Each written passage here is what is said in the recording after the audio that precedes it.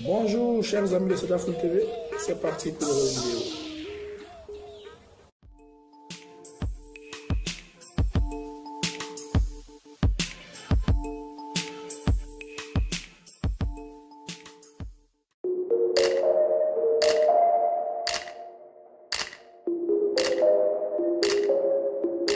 Safarel Obiang continue son ascension fulgurante dans le coupé décalé. En effet, l'homme aux multiples concepts à succès tels que Chen Chen, Gomoli ou encore Woyo Woyo vient d'accrocher une autre corde à son arc. Il a signé ce 5 avril un contrat avec Trace qui fait de lui l'artiste et l'ambassadeur de cette grande chaîne musicale.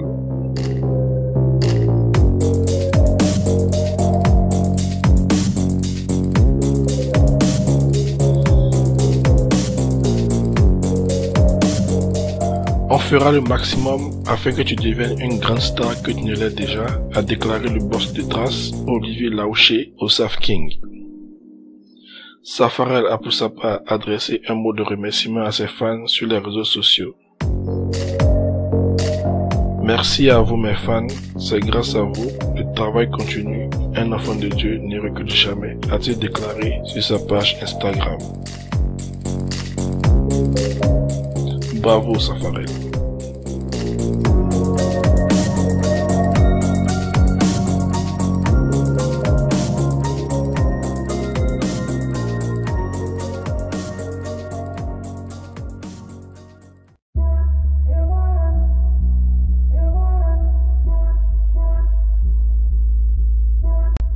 Amber Rose est aux anges.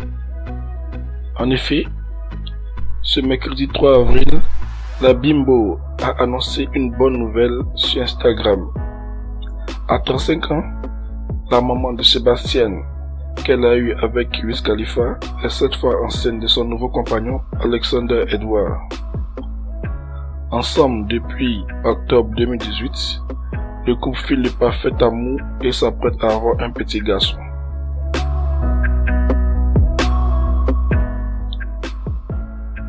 Alexander Edward et moi sommes super heureux d'annoncer que nous attendons un adorable petit garçon. Sébastien est extrêmement heureux de devenir grand frère, a-t-elle déclaré à ses fans sur son compte Instagram. Tous nos vœux les meilleurs à la belle Amber et son futur bébé.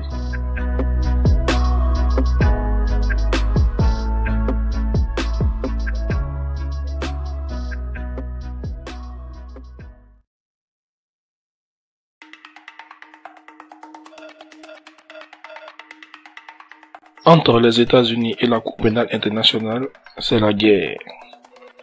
Le 15 mars déjà, les autorités américaines avaient annoncé qu'elles ne donneraient pas de visa à toute personne enquêtant pour la Cour pénale internationale sur d'éventuels crimes de guerre commis par des militaires américains en Afghanistan ou dans d'autres pays. Et ce vendredi 5 avril, la CPI a annoncé que son procureur était interdit d'accès sur le territoire américain.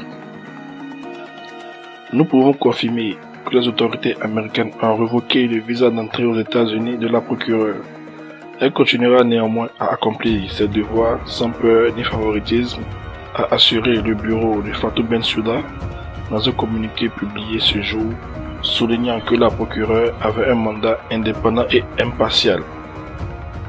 Rappelons que la procureure de la CPI avait annoncé en 2017 qu'elle allait demander au juge l'autorisation d'ouvrir une enquête sur des crimes de guerre présumés commis dans le cadre du conflit afghan, notamment par l'armée américaine.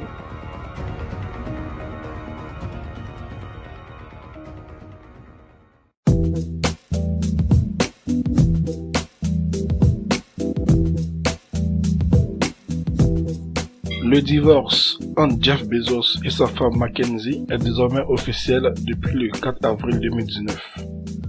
Dans un message publié sur son compte Twitter, l'ex-femme de l'homme le plus riche au monde a annoncé qu'elle renonçait à récupérer la moitié des parts d'Amazon détenues par le couple.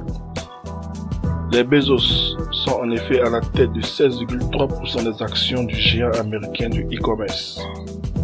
Mackenzie Bezos a précisé qu'elle ne prendra qu'un quart de ses parts, soit 4% d'Amazon. Au cours actuel de l'action du groupe coté à Wall Street, sa fortune est estimée désormais à 35,6 milliards de dollars. Avec un tel patrimoine, Mackenzie Bezos devient la 4e femme la plus riche de la planète selon le classement Bloomberg des femmes les plus riches au monde. Elle se classe derrière la française Françoise Bettencourt, l'américaine Alice Walton et sa compatriote Jacqueline Mas.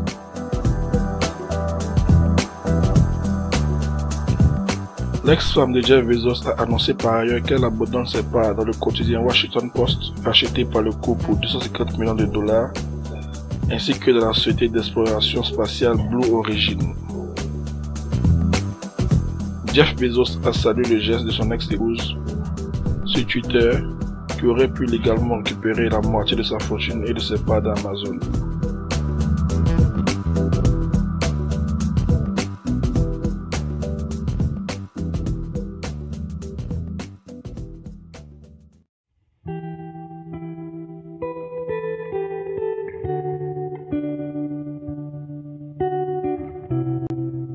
Britney Spears est au plus mal. En janvier dernier, elle prévenait son public qu'elle se mettait en retrait de la scène médiatique pour s'occuper de son père, très malade. Victime d'une rupture du côlon, ce dernier a subi 2 opérations dont il souffre encore. Très proche de son père, la chanteuse a annulé son spectacle à Las Vegas.